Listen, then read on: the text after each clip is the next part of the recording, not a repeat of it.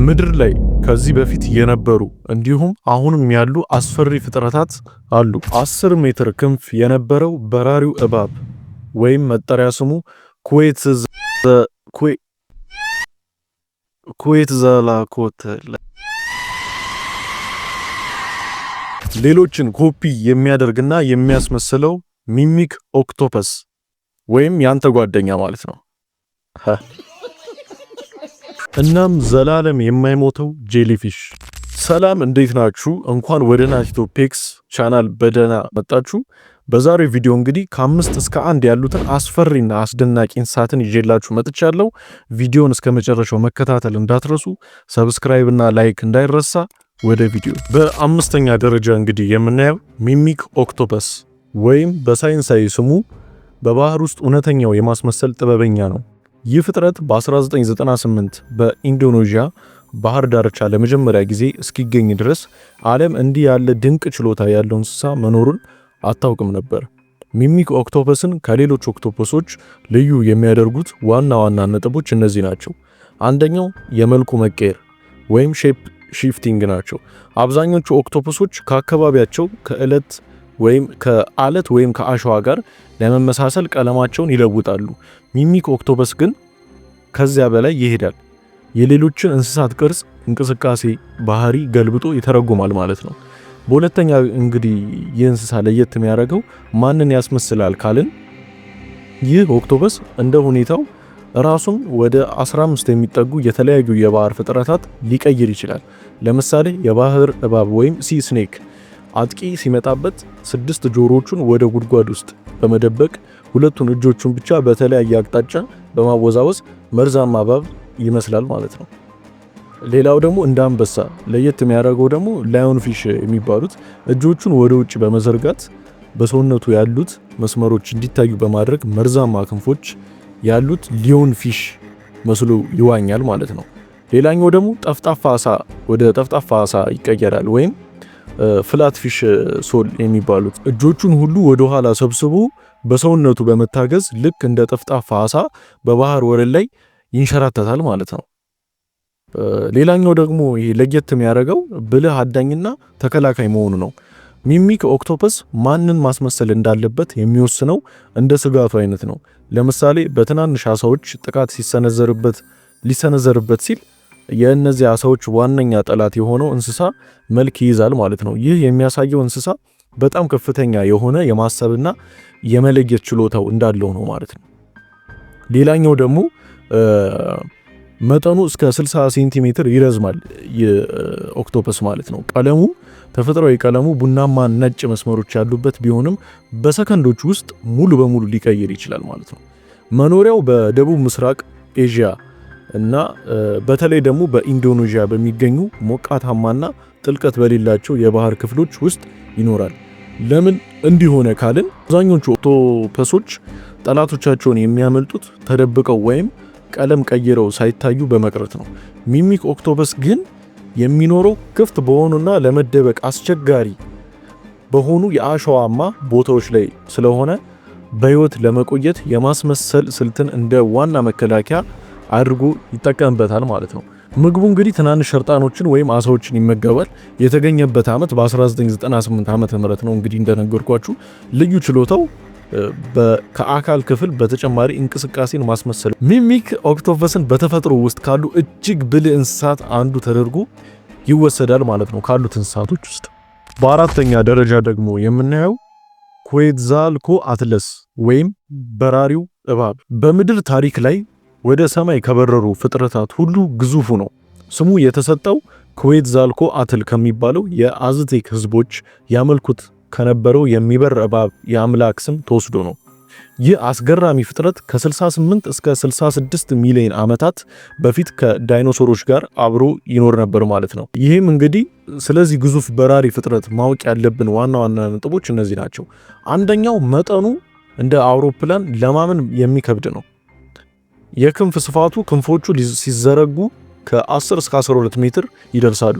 ይህም የአንድ ትንሽ የጭነት አውሮፕላን ወይም ሴና 172 ጋር እኩል ነው ማለት ነው። ቁመቱ መሬት ላይ በሚቆምበት ጊዜ ከቀጭኔ ጋር እኩል ነው። በሰውነቱ አወቃቀር ምክንያት መሬት ላይ በአራት እግሩ ነበር የሚሄደው። ሁለተኛ እንግዲህ ለየት የሚያደርገው ክብደቱና አጥንቱ ነው። እንዲህ ግዙፍ ሆኖ እንዴት ሊበር ቻለ ካልን የሚል ጥያቄ ሳይንቲስቶች ለረጅም ጊዜ አስገርሟል ማለት ነው። ቀላል አጥንቶቹ እንደ ወፎች ሁሉ አጥንቶቹ ውስጥ ክፍት ወይም ሆሎ እና በአየር የተሞሉ ነበሩ። ይህም ክብደቱ ከ200 እስከ 250 ኪሎ ግራም እንዳይበልጥ አድርጎታል። የበረራ ብቃቱ አንድ ጊዜ ሰማይ ላይ ከወጣ በኋላ ክንፉን ሳይናወጥ ለረጅም ርቀት መጥለቅለቅ ወይም ግላይድ ይችላል ማለት ነው። በሶስተኛ ደግሞ አደኑና ምግቡ እንደ ሌሎቹ በባህር ላይ አሳ በማደን ብቻ አይወሰንም ነበረ። የመሬት ላይ አዳኝ እንደ ዛሬዎቹ ሽመላዎች ወይም ስቶርክስ በመሬት ላይ እየተራመደ ትናንሽ ዳይኖሶሮችንና ሌሎች ፍጥረታትን በግዙፍ ምንቃሩ እየለቀመ ይመገባል። ምንቃሩ በጣም ረጅም እና ስለታም ጥርስ የሌለው ነበረ። አራተኛ እንግዲህ ለየት የሚያደርገው ይህ እንስሳ እንዴት ይነሳል ወይም ሳይንቲስቶቹ እንደሚሉት ለመብረር እንደ ወፎች መዝለል ብቻ አይበቃውም ነበረ። አራት እግሩን እንደ ተኳሽ ልክ እንደ ሻምፔር የሌሊት ወፎች ወይም ቫምፔር ባትስ የሚባሉት የፊት እጆቹን ወይም ክንፎቹን በመጠቀም ራሱን ወደ ላይ በመወርወር ነበር በረራ የሚጀምረው ማለት ነው። የኖረበት ዘመን የኋለኛው የክሬሽን ዘመን ወይም ሌት ክሬሽየስ ሲኖር የነበረው ይህ ፍጥረት እንግዲህ ክብደቱም ከ200 እስከ 250 ኪሎ ግራም ነው ማለት ነው። ክብደቱ የተገኘበት ቦታ ሰሜን አሜሪካ ወይም ቴክሳስ ውስጥ ነው። ልዩ ባህሪው በታሪኩ ትልቁ በራሪ እንስሳ ነው ማለት ነው። ይህ ፍጥረት በዘመናችን ቢኖር ኖሮ ሰማዩ ምን ሊመስል እንደሚችል እንግዲህ አስቡት። ስለዚህ እንስሳ እንግዲህ አልጨረስንም። በሌላ ቪዲዮ በደንብ አድርጌ ይዤላችሁ እመጣለሁ። በጣም አስገራሚ ፍጥረት ነው። ግን ይዤላችሁ የምመጣው ይህ ቪዲዮ 1000 ላይክ ከገባ ነው። በሶስተኛ ደረጃ ደግሞ የምናየው ታርዲግሬድ ወይም የውሃው ድብ በምድር ላይ ካሉ ፍጥረታት ሁሉ እጅግ ጠንካራውና የማይበገረው ተደርጎ ይወሰዳል። መጠኑ በጣም ጥቃቅን ወይም በአይን የማይታይ ቢሆንም የሚቋቋመው ሁኔታዎች ግን ሳይንቲስቶችን ያስደነገጡ ናቸው። ስለዚህ አስገራሚው ፍጥረት ማወቅ ያለብን እንግዲህ ዋና ነጥቦች እነዚህ ናቸው። አንደኛው የት ነው የሚኖሩት የሚለው ነው። ታርዲግሬዶች በሁሉም ቦታ ይገኛሉ። በከፍተኛ ተራራዎች ጫፍ፣ በትልቁ ውቅያኖስ ውስጥ፣ በበረዶ ክምር ውስጥ እና በአትክልት ውስጥ ባለው እርጥብ ሳር ወይም ሞሰስ ላይ ይኖራሉ። ሁለተኛው ደግሞ የማይበገሩ የሚያደርጋቸው ወይም ሱፐር ፓወር መሆኑ ነው። ታርዲግሬዶች ሌሎች ፍጥረታትን ወዲያውኑ ሊገድሉ የሚችሉ ሁኔታዎችን መቋቋም ይችላሉ።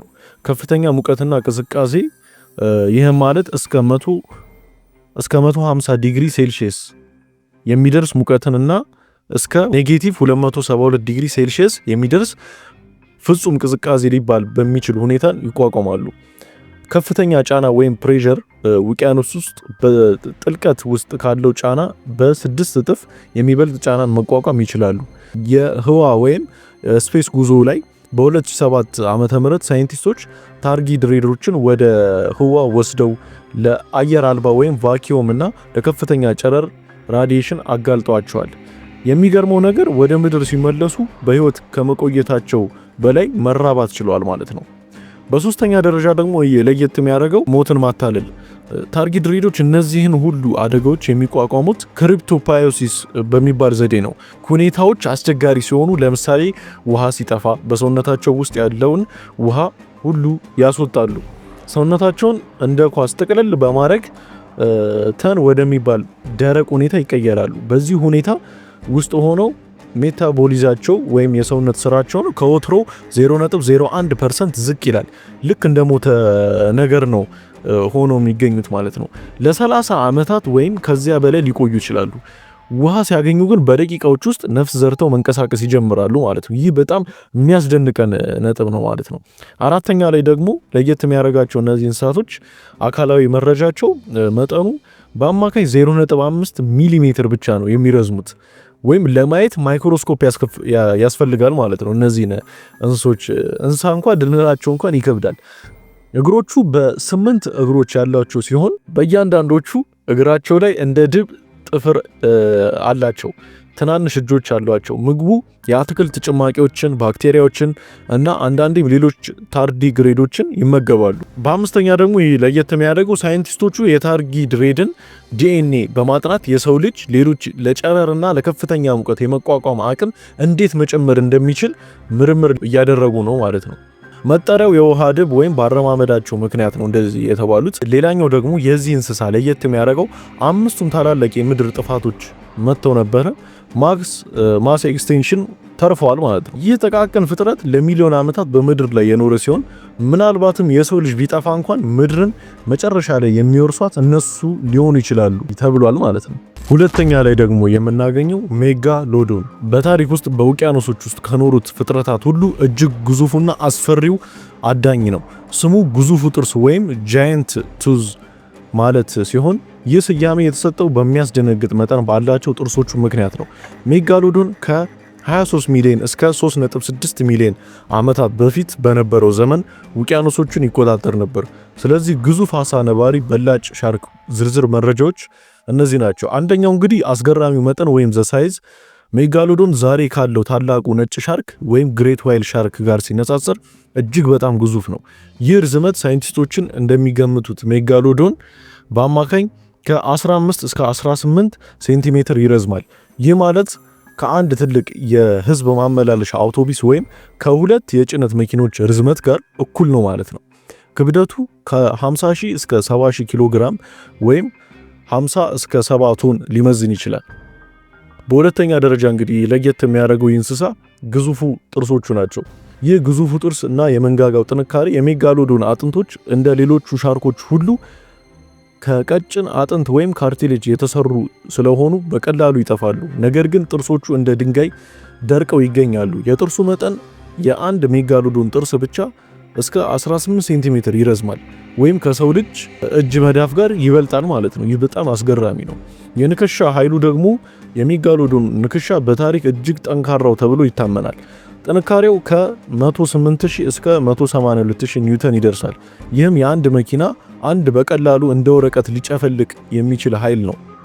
በሶስተኛ እንግዲህ ለየት የሚያደርገው የእንስሳ ምን ይመገብ ነበር ነው። እንግዲህ እንደዚህ ከሆነ ኃይሉ ምን ይመገብ ነበር ካልን እንዲህ ያለ ግዙፍ ፍጥረት ከፍተኛ ኃይል ስለሚያስፈልገው ትላልቅ የባህር እንስሳትን ነው የሚያድነው። ዋነኛ ምግቡ አሳ ነባሪዎችን ወይም ዌልሶችን ነው። እናም ዶልፊኖች እና ግዙፍ ኤሊዎችን ይበላ ነበር። አደኑም በጣም ስልታዊ ነበር። መጀመሪያ የአሳ ነባሪዎችን ክንፍ በመንከስ እንዳይንቀሳቀሱ ካደረገ በኋላ በኃይለኛ ንክሻ ይገድላቸዋል ማለት ነው። ለምን ጠፋ ካልን እንግዲህ ይህ እንስሳ ሜጋሎዶን የጠፋው በሶስት ዋና ዋና ምክንያቶች ነው። አንደኛው የአየር ንብረቱ ለውጥ ሲሆን ውቅያኖሶች እየቀዘቀዙ በመምጣታቸው ሜጋሎዶን በሚኖርበት ሞቃታማ ውሃ እየጠፋ ሄዷል ማለት ነው። ወይም የምግብ እጥረቱ አሳ ነባሪዎችን ወደ ቅዝቃዜ ዋልታ አካባቢዎች ሲሰደዱ ሜጋሎዶን ተከትሏቸው መሄድ አልቻሉም። ውድድሩ እንደ ኦርካ ወይም ኪለር ዌልስ እና ታላቁ ነጭ ሻርክ ጋር ካሉ ትናንሽ ግን ፈጣን አዳኞች በመፈጠራቸው ምግቡን ተሻሙት። እናም በዚህ ምክንያት ሊጠፋ ችሏል ማለት ነው። የእንስሳ የኖረበት ዘመን ከ23 እስከ 3.6 ሚሊዮን ዓመት በፊት ነበረ። የጥርሶቹ ብዛት በ5 ረድፍ የተደረደሩ 276 ጥርሶች ነበሩት ማለት ነው። የመንጋጋው ስፋት እስከ 2.7 ሜትር ወይም አንድ ትልቅ ሰው ሙሉ ለሙሉ በአንድ ጊዜ መዋጥ ይችላል ማለት ነው። መኖሪያው በሁሉም ዓለም ውቅያኖሶች ይኖር ነበረ ከአንታርክቲካ ውጪ ማለት ነው። እንግዲህ መጨረሻው ላይ እንዲህ እያልን ደርሰናል። በአንደኛ ደረጃ እንግዲህ የምናየው የማይሞተው ጄሊፊሽ ወይም ዘ ኢሞርታል ጄሊፊሽ በመባል የሚታወቀው ፍጥረት በሳይንስ ዓለም ውስጥ እጅግ አስገራሚው ተአምር ነው። ማንኛውም ፍጥረት ተወልዶ አድጎና አርጅቶ ሲሞት፣ ይህ ጄሊፊሽ ግን የህይወት ውደቱን እንደገና ወደ ኋላ የመመለስ ችሎታ አለው ማለት ነው። ስለዚህ አስገራሚ ፍጥረት ዝርዝር መረጃው እንግዲህ እነዚህ ናቸው። የማይሞት የተባለበት ምክንያት አንድ ተራ ጄሊፊሽ ጉዳት ሲደርስበት ወይም ሲያረጅ ይሞታል። ይህ ዘ ኢሞርታል የተባለው ጄሊፊሽ ደግሞ ከፍተኛ ጭንቀት ወይም ስትረስ፣ ረሃብ ወይም የአካል ጉዳት ሲገጥመው ትራንስ ዲፍረኔሽን በተባለ ሂደትን ይጠቀማል። ይህ ሂደት የደረሱ ወይም ያረጁ ሴሎችን ወደ አዲስና ወጣት ሴሎች ይለውጣቸዋል። በዚህ ምክንያት ጄሊፊሹ ካረጀ በኋላ ወደ ፖልፕ ወደሚባለው የህፃንነት ደረጃው ይመለሳል ማለት ነው። ልክ እንደ አንድ አረጋዊ ሰው በድንገት ወደ ሽልነት ወይም ፌተስ ተመልሶ ህይወቱን እንደ አዲስ እንደሚጀምር ማለት ነው። ሁለተኛው ደግሞ ለየት የሚያደርገው የእንስሳ የህይወቱ ዑደቱ ወይም ላይፍ ሳይክሉ ነው። ይህ ጄሊፊሽ ሁለት ዋና ዋና የህይወት ደረጃዎች አሉት። ፖሊፕ በመባል ሲታወቅ አንደኛው በባህር ወለል ላይ ተጣብቆ የሚኖር የህፃንነት ደረጃ ነው። ሜዱሳ ደግሞ በባህር ውስጥ የሚዋኝና የምናውቀው የጄሊፊሽ ቅርጽ ነው። አብዛኞቹ ጄሊፊሾች ከፖልፕ ወደ ሜዱሳ ያድጋሉ። ይህ ጄሊፊሽ ግን ከሜዱሳ ወደ ፖሊፕ መመለስ ይችላል። ይህንንም ዑደት ደጋግሞ በማድረግ ለዘላለም ሊኖር ይችላል ማለት ነው። ሶስተኛው ደግሞ አካላዊ መግለጫው መጠን ምንም እንኳን የማይሞት ቢባልም መጠኑ ግን በጣም ትንሽ ነው። ስፋቱ 4.5 ሚሜ አካባቢ ብቻ ነው፣ ወይም ከአንድ የጣት ጥፍር ያነሰ ማለት ነው። መልኩ ትራንስፓረንት የሆነ ሰውነት ያለው ሲሆን መሃሉ ላይ ቀይ ቀለም ያለው የጨጓራ ክፍል ይታያል። መኖሪያው መጀመሪያ በሜዲትራኒያን ባህር ውስጥ ቢገኝም አሁን ግን በዓለም ዙሪያ ባሉ ውቅያኖሶች ሁሉ ተሰራጭቷል ማለት ነው የዚህ ዝርያ። አራተኛ ላይ እንግዲህ ለየት የሚያደርገው በእርግጥም አይሞትም የሚል ጥያቄ ተነስቶ ነበረ። የማይሞት የሚለው ስያሜ በባዮሎጂካዊ ወይም በእርጅና አለመሞትን ለማመልከት ነው። ነገር ግን በሌሎች እንስሳት ከተበላ ይሞታል። እርግጥ ነው በከፍተኛ በሽታ ወይም ከውሃ ከወጣ ሊሞትም ይችላል። ስለዚህ አያረጅም እንጂ አይገደልም ማለት አይደለም። አምስተኛ ላይ እንግዲህ ለየት የሚያደርገው ለሳይንስ ያለው ጥቅም ነው። ሳይንቲስቶች የዚህን ጄሊፊሽ ሴሎች በማጥናት ላይ ናቸው። አላማቸውም የሰው ልጅ ሴሎች እንዴት ማደስ እንደሚቻል ለማወቅ ነው። እንደ ካንሰር ያሉ ሴሎችን የመቆጣጠር ችሎታን ለመረዳት ነው ማለት ነው። እየተመራመሩበት ይገኛል። ልዩ ችሎታው ሴሎችን ወደ ሕፃንነት መመለስ ሲሆን ባህሪው ምግቡም ጥቃቅን ፍጥረታትንና የአሳ እንቁላሎችን ይመገባል። የተገኘውም ለመጀመሪያ ጊዜ በ1880ዎቹ ነው የተገኘው። ችሎታው የታወቀው ግን በ1990ዎቹ ነው ማለት ነው። ይህ ፍጥረት የወጣትነት ምንጭ ወይም ፋውንቴን ኦፍ ዩዝ ሚስጥር በውስጡ እንደያዘ ይታመናል። በዛሬው ቪዲዮ እንግዲህ 5 አስገራሚና አስደናቂ እንስሳትን አይተናል። በቀጣይ እንድሰራላችሁ የምትፈልጉትን ቪዲዮ ኮሜንት ላይ አስቀምጡልኝ፣ አየዋለሁ። ሰላም ሁኑ።